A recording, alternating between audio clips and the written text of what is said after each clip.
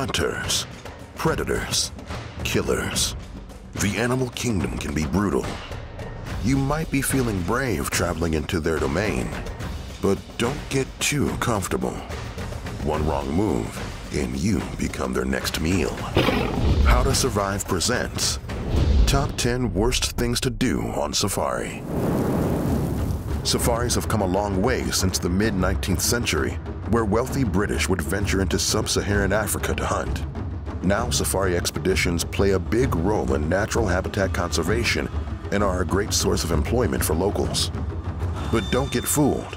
A safari is not a typical vacation. Many tourists arrive every year not knowing the basics of the risks involved and how to avoid them. So if you are planning on taking off on a safari, you better pay attention.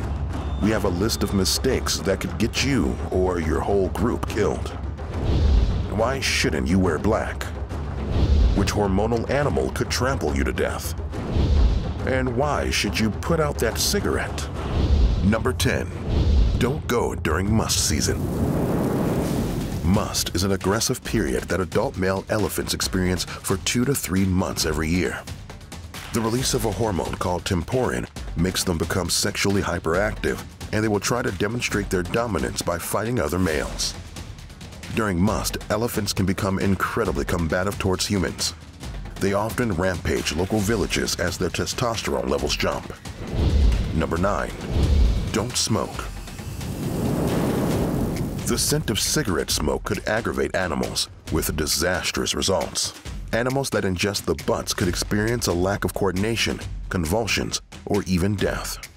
They could also develop an addiction to nicotine and go on the hunt for more cigarettes. Number 8. Don't wear black. Black and dark blue clothes could attract the tsetse fly. Their bite is painful and could transmit sleeping sickness, which can be fatal. Wear light, earthy colors like green, brown, and beige. Use sleeved shirts, pants, and long socks to avoid mosquitoes, ticks, and ants. Number 7. Don't exit the vehicle. Just because you don't see any animals nearby doesn't mean it's safe to get out. Predators are good at camouflaging and attacking by surprise. Being inside a vehicle shields you and contains any scents that can attract animals. Exit your vehicle only at designated viewpoints. Number 6. Don't open the windows. Don't leave yourself vulnerable to wild animals, even if they seem friendly. In 2015, 29-year-old Catherine Chappell was driving through a lion park in Johannesburg, South Africa. She was taking photos with her window down when a lioness attacked her, mauling her to death. Number 5. Don't call the animals. Don't whistle, call, or bang on your safari vehicle to catch the attention of animals. If you're lucky, they'll just run away. But some, like elephants, will charge when they hear noises like these. Number 4. Keep your distance. Just because they are calmly drinking water or eating near you doesn't mean that they won't hesitate to charge or lunge at you. Large territorial animals like elephants and rhinos are especially dangerous. Do not bring your vehicle or yourself close to them. Number 3. Don't get near their babies. Animals can be highly protective when it comes to their young.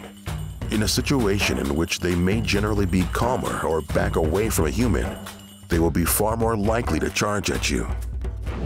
Number 2. Don't feed them. This seems more obvious with unpredictable carnivorous animals like lions or leopards. However, you should also never feed animals like monkeys and birds. If you feed them, they will start associating humans with food and be less hesitant to approach them. This increases the odds of unprovoked attacks. Number 1. Don't ignore your guide. No matter how well versed you think you may be about the animals you're observing, your guide will know better. You should trust them to do their job. If they tell you to move or act a certain way, listen to them. Guides know how to keep safari viewings harmonious and safe, while also making sure that everyone gets a good look. Sometimes they have to risk their lives to save reckless tourists from being attacked. But what if there were no guides to help you? Would you be able to make it alone in the wilderness? We've got a list of the worst survival mistakes that could get you killed. Find out what they are here on How to Survive.